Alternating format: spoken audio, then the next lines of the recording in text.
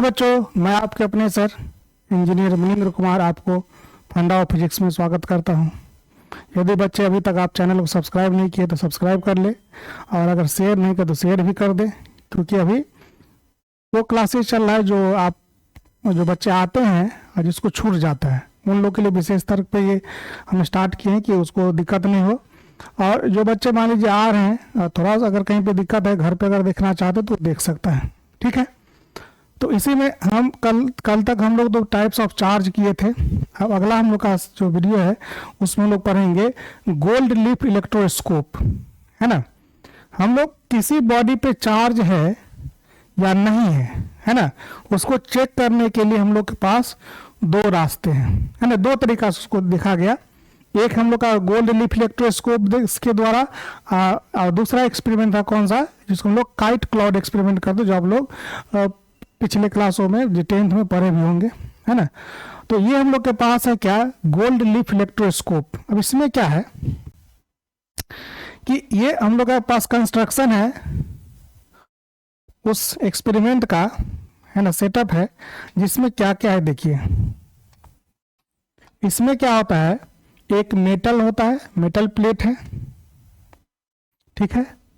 एक हम लोग के पास मेटल रॉड है, ये कॉर्क लगा हुआ है, और यहाँ से मेटल रॉड यहाँ तक आया है, और यहाँ पे एक लूप टाइप का है, और इसमें क्या लगा रहता है, एक स्ट्रिप लगा है जो किसका है, गोल्ड का है, ठीक है। ये कंस्ट्रक्शन है। अब क्या करते हैं हम लोग कि यहाँ पे एक ठो रॉड को इसमें लगाते हैं। मान लीजिए इस रॉड पे चार्ज कैसा है, प्लस चार्ज है। कैसा चार्ज है, प्लस चार्ज, ठीक है बच्चों। अब ये प्लस चार्ज क्या होगा, चूंकि ये मेटल का है, यहां से प्लस चार्ज आएगा, इस मेटल रॉड होते हुए क्या होगा, ये यहां पे आएगा। अब जैसे यहां पे आएगा, यहां पे गोल्ड का पत्ती इस टाइप से है ना, ठीक। जैसे कि आप अगर देख सकते हैं, मान लीजिए ऐसे ये गोल्ड का पत्ती क्या है, इस टाइप से, है ना। अब जैसे इस पे चार्ज आएगा, क्या आएगा, चार्ज। अब यहाँ पे चार्ज आया, इस टाइप से मकुआ टाइप का लगा हुआ इसे, है ना। अब जैसे इस पे चार्ज आएगा, ये धीरे धीरे क्या करेगा, फैलना स्टार्ट करेगा। ये फैला, ये फैला, ये फैला, ये फैलते फैलते क्या होगा, पूरा फैलेगा, है ना। जितना हम लोग चार्ज देंगे उसी से फैलेगा, है ना। क्यों, क्योंकि यहाँ पे भी चार्ज आएगा, इस पे भी चार्ज आएगा। तो अगर क्योंकि सेम टाइप का चार्ज आ रहा है तो रिपल्सन होगा, रिपल्सन होते होते क्या हो गया, फैल गया। तो अगर किसी रॉड को यहाँ पे सटाने के बाद हम देख रहे हैं कि अगर फैल रहा है तो हम लोग समझ जाएंगे इसके पास क्या है, चार्ज है। वो चार्ज इसको क्या कर रहा है, ट्रांसफर कर रहा है। ओके बच्चों, तो ये हम लोग का है गोल्ड लीफ इलेक्ट्रोस्कोप। उसके बाद हम लोग क्या करते हैं इसमें कि अब ये अब मान लीजिए अगर ये फैल गए पूरा, अब इसमें क्या किए, निगेटिव चार्ज हटा दिए, तब क्या होगा, धीरे धीरे सिकुड़ने लगेगा। तो अगर ये फैला हुआ है, हमको पता है कि पॉजिटिव चार्ज है, इसका मतलब सिकुड़ने का मतलब क्या है कि जैसा चार्ज हम यहाँ पे दिए थे उसका जस्ट अपोजिट चार्ज इस पे क्या हो गया है, आ गया है। तो ये कहलाता है हम लोग का गोल्ड लीफ इलेक्ट्रोस्कोप, कि चार्ज को चेक करने का कोई बॉडी चार्ज है या फिर नहीं है। नहीं तो तरीका तो बहुत है, सबसे आपके पास आधुनिक टेक्नोलॉजी है कि अगर आपको पता करना कि चार्ज है कि नहीं है, तो क्या, जैसे कि घर में प्लग है, आपको पता है कि बिजली नहीं आ रहा है कि नहीं आ रहा है, इसको पता करना है, तो सीधा दोनों हाथ घुसा दीजिए। ऐसा करिएगा नहीं, मजाक में हम कह रहे हैं, ऐसा नहीं कि मेरे बात को सीरियसली लीजिएगा, हाथ घुसा दीजिएगा तो बस अब बोलेगा सर बोले थे, ऐसा नहीं है ना। 2 तरीका नहीं है, तरीका हम लोग का चेक करने का है। बहुत सारा घर में इंडिकेटर लगाए, टेस्टर से हम लोग चेक कर सकते हैं। तो ये गोल्ड लीफ इलेक्ट्रोस्कोप का तरीका था जो हम लोग चार्ज को चेक कर सकते हैं। अब देखिए यही हम लोग का है ना, कि देखिए ये हम लोग पास इस टाइप का कंस्ट्रक्शन है, ये रॉड है, ये मेटल प्लेट था, यहाँ प्लस रॉड लगा दिए, है ना। ये क्या करेगा, चार्ज होते हुए आएगा और इसको आगे की तरफ फैला देगा। ये सारे अरेंजमेंट को क्या करते हैं, ग्लास बोतल में रख देते हैं, इसीलिए क्योंकि ये हवा पे कांटेक्ट में आएगा तो मान लीजिए एयर प्रेशर के कारण हो सकता है ये चिपके या खुले, इसीलिए हम लोग इसको करने के लिए क्या करते हैं, इसको ग्लास के डब्बा में बंद कर दे, चाहे किसी प्रकार का एक कंस्ट्रक्शन हम लोग बंद कर सकते हैं, ठीक है। तो ये गोल्ड लीफ इलेक्ट्रोस्कोप है। चलिए आगे हम लोग आते हैं, अगला हम लोग का टॉपिक है टाइप्स ऑफ मटेरियल, पदार्थ के प्रकार, हम लोग का जो इलेक्ट्रिक के अनुसार, इलेक्ट्रिसिटी के अनुसार दो टाइप का पदार्थ होता है, एक होता है कंडक्टर और दूसरा क्या है, इंसुलेटर। एक तीसरा भी होता है, अभी हम लोग उस लेवल पर नहीं पहुंचे हैं। तीसरा होता है हम लोग का सेमी कंडक्टर।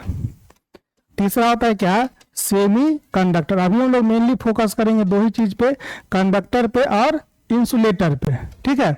एक कंडक्टर होगा, जैसे कि जितना भी मेटल्स है सारा हम लोग का क्या कंडक्टर, गोल्ड हो गया, सिल्वर हो गया, एल्यूमिनियम हो गया, है ना, आयरन भी होगा, है ना। तो ये सब हम लोग का क्या है, कंडक्टर है, ठीक है। उसके बाद हम लोग देखते हैं क्या कहते हैं उसको, अर्थ हम लोग का है, कंडक्टर है ना। इंसुलेटर में हो गया, पोर्सलिन हो गया, प्लास्टिक हो गया, है ना, लकड़ी हो गया, है ना, प्लास्टिक हो गया, ये सब लोग नायलॉन है, ये सब क्या है हम लोग का इंसुलेटर है। मतलब जहां से बिजली पास कर जाएगा, जहां पे से बिजली पास करेगा वो सारा क्या होगा, कंडक्टर, और जहां से बिजली पास नहीं करेगा वो क्या होगा, इंसुलेटर। तो कंडक्टर का मतलब ये हो गया कि जहां से बिजली पास कर रहा है। अब आते हैं थोड़ा और ऊपर जाते हैं, मतलब थोड़ा और कंसेप्ट को बढ़ाते हैं। तो बिजली पास वहीं से करता है जहां पे करंट का मान, जहां पे क्या होगा हम लोग का इलेक्ट्रॉन फ्री होगा। जिस एलिमेंट के पास, जिस पदार्थ के पास फ्री इलेक्ट्रॉन है वही बिजली पास करवा सकता है।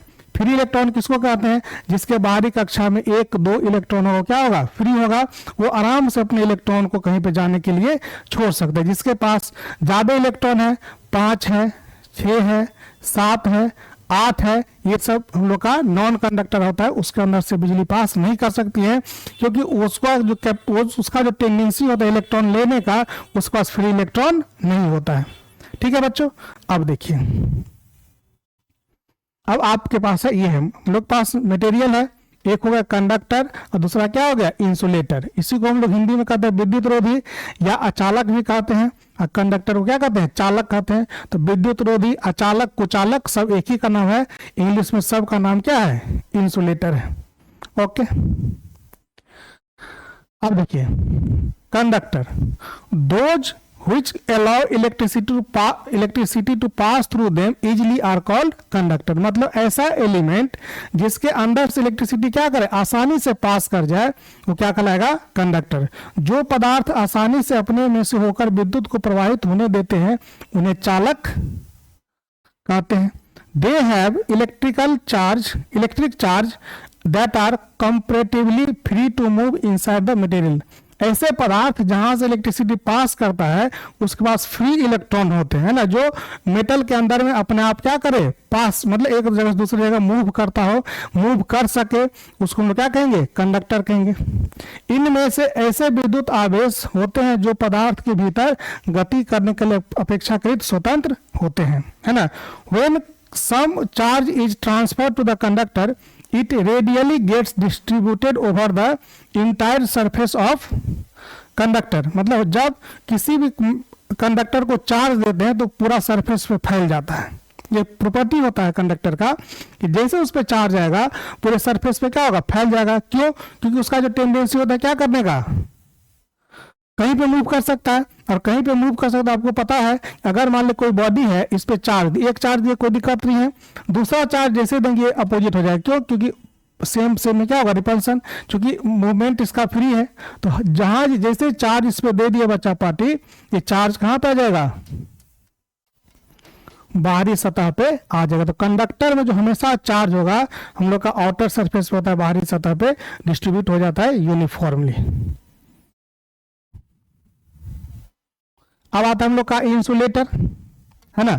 Most of the non metals offers high resistance to passage the electricity through them, they are called insulator. मतलब जितना भी नॉन मेटल्स, देखिए मेटल जितना भी है कंडक्टर है, नॉन मेटल जितना भी है क्या है, इंसुलेटर है। तो ऐसा मैक्सिमम जो हम लोग के पास इंसुलेटर है, मैक्सिमम जो इंसुलेटर है उससे क्या होता है, हम लोग का करंट पास नहीं करता है। मैक्सिमम नॉन कंडक्टर हम लोग का, सॉरी, नॉन मेटल से करंट पास नहीं करता, तो क्या हो गया, इंसुलेटर हो गया।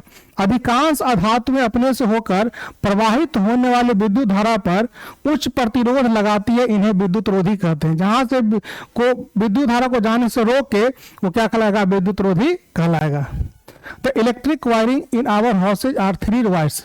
हम लोग के घर के जो बिजली जो कनेक्शन होता है 3 वायर होता है। एक होता है कौन, लाइव होता है, एक होता है न्यूट्रल, तीसरा अर्थ, मतलब एक जो पोल से आता है, दूसरा अर्थ होता है वो भी पोल से आता है ना। और तीसरा क्या होता है यहाँ पे, ये ग्राउंड इसको कहा जाता है ना।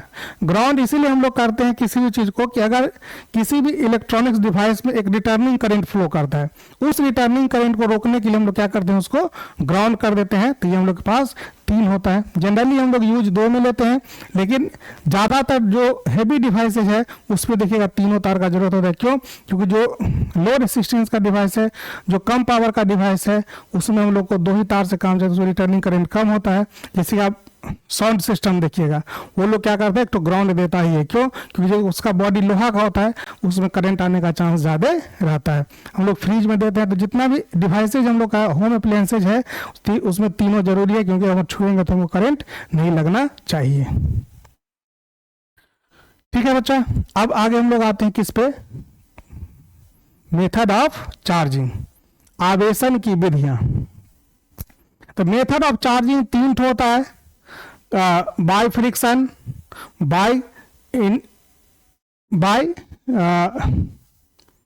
इंडक्शन और बाय कंडक्शन, है ना। किसी भी बॉडी को चार्ज करने का हम लोग पास 3 तरीका है, या तो फ्रिक्शन के थ्रू चार्ज करे, या इंडक्शन के थ्रू चार्ज करे, या फिर कंडक्शन के थ्रू चार्ज करे। तो पहला जो तरीका हम लोग इसे पढ़ रहे हैं, है ना, कौन सा है, बाय फ्रिक्शन। फ्रिक्शन क्या होता है, जब 2 वस्तु आपस में संपर्क में आएगा तो क्या होगा, फ्रिक्शन डेवलप होगा, है ना। उसको लोग क्या कहते हैं, बाय फ्रिक्शन। तो जब 2 वस्तु को रगड़ेंगे उसके बाद अगर दोनों वस्तु पे चार्ज आया, मतलब जैसे कि मान लीजिए इसको हम रगड़े हाथ पे, तो अगर ये पॉजिटिव चार्ज होगा तो हाथ में नेगेटिव चार्ज होगा, है ना। तो जैसा इस पे चार्ज आएगा, जस्ट अपोजिट चार्ज क्या होगा, इस पे आएगा। इसका कारण क्या है, इसमें रगड़ना। अगर इसको रगड़ रहे हैं तो इस पे चार्ज हम लोग का अलग अलग आएगा, अपोजिट चार्ज आएगा, है ना। तो ये हम लोग का, ये इसको हम लोग क्या कहते हैं, बाय फ्रिक्शन। जैसे कि देखो इस बकलेली को, है ना, ये बाल पे बैलून को रगड़ करके उसको सटा रही है ना। ये भी अपना एक अलग स्वैग है ना। इसको देखो, ये बिल्ली के शरीर पे रगड़ के बैलून को, तो ये क्या हो रहा है, अट्रैक्ट होता है। ये इसका मतलब क्या हो गया, ये अगर प्लस चार्ज होगा तो ये क्या होगा, माइनस चार्ज। ये प्लस चार्ज है तो क्या होगा, माइनस चार्ज। यहाँ पे अगर ये प्लस चार्ज है तो क्या है, माइनस चार्ज। ये मैं कह नहीं रहा हूँ, अगर ये प्लस है तो माइनस, अगर ये माइनस तो क्या होगा, प्लस। तो एक दूसरे पर चार्ज हम लोग का डेवलप हो जाता है। ओके, 2 वस्तुओं को आपस में रगड़ने से इनके मध्य इलेक्ट्रॉनों के स्थानांतरण के कारण ये वस्तुएं आवेशित हो जाती हैं। दोनों वस्तुओं पर बराबर तथा विपरीत प्रकार के आवेश उत्पन्न होते हैं, है ना। अगर 2 वस्तुओं को रगड़ते हैं, इंग्लिश में इसी को कहेंगे bye rubbing 2 bodies together both positive and negative charges in equal amount appear simultaneously due to transfer of electron from one body to other body। एक बॉडी से दूसरे बॉडी में इलेक्ट्रॉन के ट्रांसफर के कारण दोनों बॉडी पे क्या होता है, चार्ज होता है। हम लोग पढ़े थे atomic concept of charge. Charge का जो मेन कारण क्या है, इलेक्ट्रॉन का ट्रांसफॉर्मेशन। जहां से इलेक्ट्रॉन गया है और जहां इलेक्ट्रॉन जाएगा, है ना, तो जहां से गया है वहां प्लस चार्ज, और जहां पे जाएगा वहां पे क्या होगा, माइनस चार्ज। अब वो निर्भर करेगा किस टाइप का बॉडी है, कौन चार्ज दे रहा है, कौन चार्ज ले रहा है। ओके, अगला है बच्चों चार्जिंग बाय इंडक्शन। हेलो, ठीक है, क्या है चार्जिंग बाय इंडक्शन, प्रेरण के द्वारा आवेशन, है ना। आवेशित जो यहाँ पे होगा किसके द्वारा होगा, प्रेरण के द्वारा, प्रेरित होकर आवेशित होगा। यहाँ पे हमको उसको सटाना नहीं है, दूर से ही, है ना। देखो मगर देखो ऑटो से पर लिखा होता है, देखो मगर प्यार से, है ना। दूर से देखो लेकिन प्यार से देखो, ठीक है। तो वही बात यहाँ पे है, ये खूबसूरती है, इसको देखना है, इसको टच नहीं करना है। तो क्या है, क्या कह रहा है, if A charge body is brought near an uncharged body, one side of neutral body becomes oppositely charged while the other side becomes similarly charged, then this phenomena is called charging by induction। मतलब एक जो body होगा वो क्या होगा, body है जो charge है, दूसरा बॉडी क्या है, अनचार्ज है। उसको हम लोग क्या करते हैं, अनचार्ज बॉडी को, चार्ज बॉडी को अनचार्ज के करीब लाते हैं। ध्यान रखना, करीब लाएंगे, उसमें सटाएंगे नहीं, ठीक है। करीब लाने के बाद क्या होगा, जो दूसरा बॉडी है वो क्या होगा, चार्ज हो जाएगा। क्या हो जाएगा, चार्ज हो जाएगा, है ना। वो कैसा कि जैसा जिस फेस पे होगा, जिस फेस में हम लोग बॉडी को लाएंगे, जिस तरफ से हम लोग चार्ज बॉडी को रखेंगे अनचार्ज बॉडी के करीब, उस जैसा चार्ज होगा चार्ज बॉडी का, उसका अपोजिट चार्ज किस पे हो जाएगा, इस बॉडी पे आ जाएगा। यदि एक आवेशित वस्तु को किसी अनावेशित वस्तु के समीप लाएं तो अनावेशित वस्तु की पास वाली सतह पर विपरीत प्रकृति का आवेश एवं दूर वाली सतह पर समान प्रकृति का आवेश उत्पन्न हो जाता है। इस घटना को स्थिर वैद्युत प्रेरण कहा जाता है। इस घटना को क्या कहा जाता है, स्थिर वैद्युत प्रेरण कहा जाता है। ओके, अब इसमें कुछ स्टेप्स हैं। Step 1, bring two metal sphere A and B supported on insulating stand in contact. दो ठो मेटल स्फीयर है, ये दोनों क्या है, मेटल का है, ये क्या है, इंसुलेटर है, स्टैंड है इंसुलेटर का। इस दोनों को क्या करते हैं, संपर्क में लाते हैं। विद्युत रोधी स्टैंडों पर रखे दो धातु ए और बी के गोले एक दूसरे के संपर्क में लाते हैं। ठीक है, अब जैसे संपर्क में लाएंगे अब क्या होगा, हाँ देखिए, bring a positively charge rod near one of sphere से a, taking care that it does not touch sphere. इसी बात का यहाँ पे ध्यान रखना है कि टच नहीं करना, डोंट टच मी, है ना। ये क्या कहता है, डोंट टच मी, ये दूर से ही रहेगा, क्या रहेगा, दूर से, है ना। धन आवेशित छड़ को इन गोलों में किसी एक के निकट लाया जाता है तथा सावधानी रखा जाता है कि छड़ किसी गोले के संपर्क में न आए। ये इसके करीब लाएगा, लेकिन इस बात का ध्यान रखेगा ये किसी के क्या हो, संपर्क में नहीं आए, है ना। ठीक उसी प्रकार से जब आप कोई महिला अपने किसी पार्टी में जाती है तो अपने हस्बैंड को ले जाती है ना, लेकिन उसका इस बात का पूरा ख्याल रखती है कि मेरा हस्बैंड किसी दूसरे महिला के संपर्क में नहीं आए। उसी प्रकार से इसका भी यह है कि ये किसी के संपर्क में क्या हो, नहीं आए, दूर ही रहे। Separate the sphere by a small distance while the glass rod is still held near sphere A, the two sphere are found to be oppositely charged and attract each other, है ना। अब क्या होगा कि जैसे इसको यहाँ पे लाए, ये जो प्लस चार्ज है, ये प्लस जो है ये माइनस को क्या करेगा, पास बुलाएगा, इसको बोलेगा दूर भेजेगा। ठीक है, तो ये पास आ गया, क्या दूर चला गया। ठीक है, कांच की छड़ को बाएं गोले ए से के निकट रखते हुए दोनों गोले को एक दूसरे के कुछ पृथक किया जाता है। ऐसा करने पर दोनों गोले विजातीय आवेश द्वारा आवेशित होकर एक दूसरे को आकर्षित करते हैं, है ना। विजातीय आवेश द्वारा आवेशित होकर एक दूसरे को क्या करते हैं, आकर्षित करते हैं। तो बच्चों ये थर्ड इसका स्टेप है। अब होगा क्या कि अब जैसे हम लोग आते हैं स्टेप 4 पर, अब क्या होगा कि यहाँ पे ध्यान रखना है क्या कि जब इस दोनों को अलग अलग करेंगे तो इसको यहाँ पे क्या करेंगे, नजदीक रखेंगे, इसको दूर नहीं करना है, इसको नजदीक रखना है। इसको दूर कर देंगे तो फिर गड़बड़ा जाएगा मामला। ठीक है, इसको इसके करीब रखना है, फिर इसको अलग अलग कर देना है। क्यों, क्योंकि ये जो है इसको फुसला करके यहाँ पे रखेगा, ठीक है, और ये इसको दूर रखेगा, तो ये वाला इसमें फंस गया और ये वाला इसमें फंस गया। तो फंसाना है इसको क्या करना पड़ेगा, नजदीक रखना पड़ेगा। अगर तुमको मछली फंसाना है तो बोर देना ही पड़ेगा। तो ये बोर का काम करे कि इसमें माइनस चार्ज फंस जाए, इसमें क्या फंस जाए, प्लस चार्ज फंस जाए। Okay, step 4, remove the rod, the charge on the sphere rearrange themselves now, separate the sphere quite apart, the charge on them get uniformly distributed over। अब क्या हुआ कि हम लोग क्या किए, आराम से इस रॉड को हटा दिए। अब ये दोनों क्या हो गया, इस दोनों में देखिए क्या होगा, अगर इस रॉड को हटा देंगे तो ये तो फुसलाने वाला चला गया, तो ये माइनस, ये क्या हो गया, प्लस हो गया। तो ये माइनस वाला इधर से आ गया, प्लस वाला इधर से आ गया।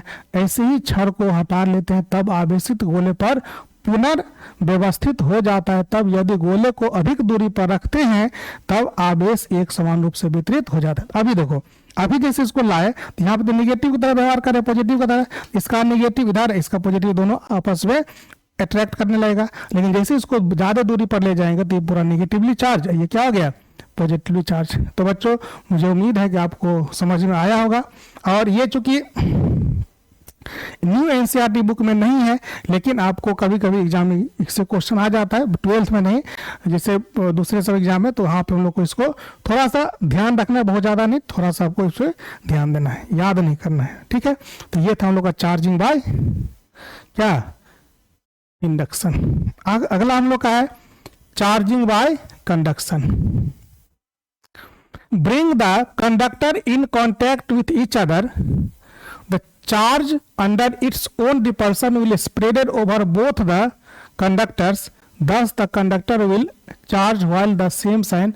This is called the charging by conduction। मतलब एक बॉडी ऐसा है जो चार्ज है, ठीक है, दूसरा बॉडी ऐसा है जो चार्ज नहीं है। जब इस दोनों को हम लोग क्या करते हैं, संपर्क में लेके आते हैं, जैसे इस दोनों को संपर्क में लेके आए, अब ये भी क्या हो गया, 1 2 3 4 5 6, 1 2 3, और ये भी क्या हो गया, ये अगर सेम साइज का है, सेम कन्फिग्रेशन का है, तो दोनों पर चार्ज आ जाएगा। अब ये भी चार्ज और ये भी क्या हो गया, चार्ज। इसको बोलते हैं चार्जिंग बाय कंडक्शन। जब दो ऑब्जेक्ट को, एक चार्ज ऑब्जेक्ट को एक अनचार्ज को, दोनों को सब सटाएंगे और दोनों के बीच में चार्ज का ट्रांसफर होगा, इस घटना को हम लोग कहते हैं चार्जिंग बाय कंडक्शन। अगला बच्चों हम लोग के पास है पॉइंट चार्ज। होता क्या है, जब हम लोग क्वेश्चन बनाते तो ये पॉइंट चार्ज, पॉइंट मास का कंसेप्ट आता है, ठीक है। ये पॉइंट चार्ज और पॉइंट मास है क्या, कि जब किसी वस्तु को, है ना, हम लोग डिस्टेंस उसका बहुत ज्यादा है, किसको, उसका कैलकुलेशन करते हैं, उसका साइज बहुत छोटा है और डिस्टेंस क्या है, ज्यादा है, तो हम लोग को क्या कहते हैं, पॉइंट चार्ज। अगर चार्ज की बात करेंगे तो पॉइंट चार्ज, अब मास की बात करेंगे तो पॉइंट मास। जैसे अगर आपको यहाँ से पूछता है कोई, जैसे मधुबनी है, मधुबनी से आपको पूछता है कि मधुबनी से पटना कितना दूर है, तो आप मान लेते हैं मधुबनी एक पॉइंट है और पटना दूसरा पॉइंट है ना, यहाँ आप बोल देते हैं लगभग 200 किलोमीटर। कभी आप ये नहीं पूछते हैं कि मधुबनी तो बहुत बड़ा है ना, कि मधुबनी पंडोल मधुबनी में आता है, या कोतवाली चौक, थाना मोड़, या फिर हम लोग क्या होता है स्टेशन, या फिर चौहच्चा मोड़, ये नहीं कभी पूछते, आप बोलते हैं सीधे लगभग 200 किलोमीटर। उसी प्रकार से जब कभी हम लोग कैलकुलेशन करते तो मान के चलते जो चार्ज बोला गया है वो एक पॉइंट पे है और दूसरा चार्ज दूसरे पॉइंट पे है, और दोनों के बीच का डिस्टेंस जो होगा वो होगा, वहां पे हम लोग चार्ज के साइज के बारे में बात नहीं करते हैं। यही चीज हम लोग कहता है, if the size of the charge body are very small as compare to the distance between them we treat them as a point charge. अगर चार्ज के दूरी के हिसाब से चार्ज का साइज बहुत छोटा है तो क्या कहलाएगा, वो पॉइंट चार्ज हम लोग का कहलाएगा, है ना, उसको हम लोग पॉइंट चार्ज की तरफ कहलाएंगे। मतलब all the charger content of the body is assumed to be concentrated at one point in space। मतलब हम लोग ये मान के चलते हैं जो चार्ज बोला गया है वो उसी पॉइंट पे है, उस पॉइंट पे चार्ज रख दिया गया सारा, तो बिना जगह लिए ऊपर चार्ज क्या है वहां पे कंसंट्रेटेड है। बिंदु आवेश, किसी आवेशित वस्तु को का साइज उसके बीच की दूरी की तुलना में बहुत कम होता है, हम उन्हें बिंदु आवेश कहते हैं। यह मान लिया जाता है कि वस्तु का संपूर्ण आवेश आकाश में एक बिंदु पर केंद्रित है। अगर दूरी बहुत ज्यादा है और साइज बहुत छोटा है तो उसको बिंदु आवेश कह देते हैं, और ये मान लेते हैं कि जितना भी आवेश बोला गया है वो किसी बिंदु पर ही केंद्रित है। ठीक है बच्चों, तो ये हम लोग का हो गया इसका पॉइंट चार्ज और पॉइंट मास। अगला हम लोग का है basic property of electric charge. Charge का 3 प्रॉपर्टी होता है, एडिटिविटी, चार्ज इज कंजर्व्ड और क्वांटाइजेशन ऑफ चार्ज, है ना। चार्ज का हम लोग का 3 प्रॉपर्टी है, additivity of charge, charge is conserved, quantization of charge. मतलब आवेशों की योज्यता, आवेश सदैव संरक्षित रहता है, विद्युत आवेश का क्वांटमीकरण, है ना। 3 इसका बेसिक गुण है कि आवेश को जब भी हम लोग क्या करेंगे, लिखेंगे जोड़ने का नियम, आवेश सदैव संरक्षित है और आवेश का क्वांटमीकरण। अब देख पा रहे हैं, अब देखिए पहला हम लोग का है एडिटिविटी ऑफ चार्ज, आवेश की योज्यता।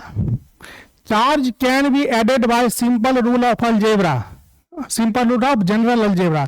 चार्ज को हम लोग जो अभी हम लोग बताए थे आपको कि चार्ज हम लोग का कैसा क्वांटिटी है, स्केलर क्वांटिटी। कैसा क्वांटिटी है, स्केलर है। और स्केलर में जो हम लोग का है, जो गणित काम करता है वो गणित कौन सा है, सिंपल अलजेब्रा। कौन सा गणित है, सिंपल अलजेब्रा, है ना। तो यहाँ पे चार्ज हम लोग का है सिंपल अलजेब्रा से काम करता है। जो अलजेब्रा, जो जोड़ घटाव हम लोग पढ़े हुए हैं बचपन से, वही यहाँ पे काम करेगा। तो बोलिएगा सर दूसरा क्या होता है, तो हम लोग को पूरे फिजिक्स में 3 अलजेब्रा पढ़ना होता है बालक। पहला क्या होता है, सिंपल अलजेब्रा जो हम लोग बचपन से पढ़ते आ रहे हैं। दूसरा होता है वेक्टर अलजेब्रा और तीसरा बूलियन अलजेब्रा। इसीलिए यहाँ पे अलग अलग हम लोग को डिनोट करना पड़ता है कि ये क्या करेगा, सिंपल अलजेब्रा को फॉलो करेगा। ओके, चलिए, जबरदस्त, मजेदार, ठीक है। Proper sign have to be used while adding the charge in system. Charge को जब भी हम लोग जोड़ेंगे तो साइन का ध्यान रखना है। क्यों, क्योंकि एक चार्ज दूसरे को कैंसिल कर देता है। अगर प्लस चार्ज माइनस को क्या करता है, कैंसिल कर देता है। इसलिए वहां पे साइन का ध्यान रखना जरूरी है। If a system contains n charges q1 q2 q3 qn then the total charge on system is q बराबर, देखिए ये भी कपार पे सवार है, इसको कपार से उतार करके पैर में लाना है, ठीक है। ये गलती से मिसटाइप हो गया है, तो उसको थोड़ा सा आप लोग ध्यान रखिएगा। ये नीचे आएगा, है ना, जैसे हम क्लास में बताए भी थे। तो यहाँ से इसे नहीं उतार लेना ऊपर, बुर्बक बना देगा, बोलेगा जैसा पगला मास्टर है वैसा पगला विद्यार्थी है, थोड़ा सा अपने ध्यान देता है। तो अपना भी थोड़ा, मेरे इज्जत का तो नहीं तो अपनी इज्जत का कम से कम ख्याल रखिएगा कि ये जो है कपार पे नहीं होगा, ये पैर में होगा। ओके, आवेश को सामान्य बीजगणित के अनुसार योग किया जाता है ना। किसी निकाय के आवेश का योग करते समय उसके उपयुक्त चिन्ह का उपयोग करना होता है। उसका उपयुक्त जो चिन्ह है उसको ध्यान में रखना जरूरी है ना। क्यों, क्योंकि एक दूसरे को क्या करता है, कैंसिल कर देता है। कोई पूछेगा तो बता देंगे। किसी निकाय में n आवेश q1 q2 q3, फिर यही वाला बात है, qn है तो निकाय का कुल आवेश q1 plus q2 plus q3 plus qn है। जैसे कि एग्जाम्पल के लिए दिया गया है हम लोग के पास, total charge of the system containing, मतलब टोटल जो चार्ज जो कोई निकाय है जो ग्रहण करता है, कौन, +1 +2 -3 +4 -4। अगर यहाँ पे बोलेगा टोटल चार्ज क्या होगा, तो +1 +2 -3 +4 -5। इसको सिंपल क्या लिख देंगे, हाँ देखिए क्या लिखेंगे इसको, ओहो, हाँ, +1 2 -3 -4 था कि +4 था, +4 +4 -5। तो 2 1 3 और 4 7, हमें से 8, 7 -8 कितना, -1। अब जो भी यूनिट होगा, यूनिट नहीं दिया है, जो यूनिट होगा वो हो जाएगा। ओके, चलिए, जैसा आपका हुक्म। चलिए, कोई दिक्कत नहीं ना, दिक्कत हो तो बोलना है, शर्मा जी बने हुए नहीं रहना, शर्माते हुए। चलिए, अब आते हैं दूसरा। चार्ज इज कंजर्व्ड, आवेश सदैव संरक्षित रहता है। It can neither be created nor be destroyed, it will be transferable. Charge को नहीं हम बना सकते, नहीं उत्पन्न कर सकते, नहीं नष्ट कर सकते हैं, बस चार्ज को एक जगह से दूसरे जगह क्या कर सकते हैं, रूपांतरित कर सकते हैं, ठीक है। अब सबसे इंपॉर्टेंट आता है हम लोग का quantization of charge. Quantization of charge, विद्युत आवेश का क्वांटमीकरण, quantization of charge. The charge of electron is taken as an elementary charge. देखिए, क्वांटाइजेशन का मतलब थोड़ा समझ लीजिए क्या होता है ना। तो क्वांटाइजेशन का मतलब ये होता है कि क्वांटा का मतलब होता है पैकेट, है ना, कोई चीज का पैकेट। जब आप खरीदने के लिए जाते हैं तो पैकेट के रूप में कोई चीज ले सकते हैं, अलग अलग नहीं ले सकते हैं। जैसे कि आप पेन खरीदने के लिए जाते हैं, अगर एक पेन का दाम कितना है, मान लीजिए, कहाँ गया मेरा पेन, ये, हाँ, बिना ढक्कन का है, कोई बात नहीं। ये पेन है हम लोग का, अगर इस पेन का दाम अगर 8 रुपया है और इस पेन को आप खरीदने के लिए जाते तो 8 रुपये लेके जाएंगे तो एक पेन देगा, उसके बाद आप 12 रुपये लेके जाएंगे तो आपको क्या मिलेगा, 8 रुपये का पेन मिलेगा, 4 रुपया कोई काम का नहीं, या तो आप उसे ले लीजिए, है ना। तो ₹8 के बाद आपको पेन अगर लेना, दूसरा पेन ₹16 मिलेगा, तो 8 8 16, तीसरा पेन आपको 24 का मिलेगा, मतलब 3 पेन है ना, चौथा पेन आपको 32 का मिलेगा। तो आपको ले जाना है कितना, 8 के मल्टीपल में रुपया लेके जाना है, तब आपको उतना पीस पेन मिलेगा। अगर आप कहिएगा कि हमको ₹12.5 का पेन दीजिए, ये पेन तो नहीं देगा। ₹10 का दीजिए तो नहीं देगा, ₹9 का दीजिए तो नहीं देगा, मतलब 1.5 पेन नहीं मिलेगा, 2.25 पेन नहीं मिलेगा, 3.25 पेन नहीं मिलेगा। जैसे आप जाते चावल लेने के लिए तो 3.25 किलो तो ले सकते हैं, है ना, लेकिन ये पेन 3.25 देगा, नहीं देगा। ये पेन 4.4 देगा, नहीं देगा। हाँ, 1.25 देगा, नहीं देगा, है ना। तो एक के बाद आपको दूसरा मिलेगा, उसके बाद तीसरा मिलेगा। जो इस टाइप का चीज होता है उसको हम लोग क्या कहते हैं, इंटीग्रल, है ना। ये इंटीजर का गुणक है। किसका गुणक है, इंटीजर का। हिंदी में कहते हैं पूर्णांक का गुणक, है ना। तो ये जब भी मिलेगा तो किसमें मिलेगा, पूर्णांक में मिलेगा बच्चा पार्टी। अब देखिए, charge of the electron is taken as elementary unit.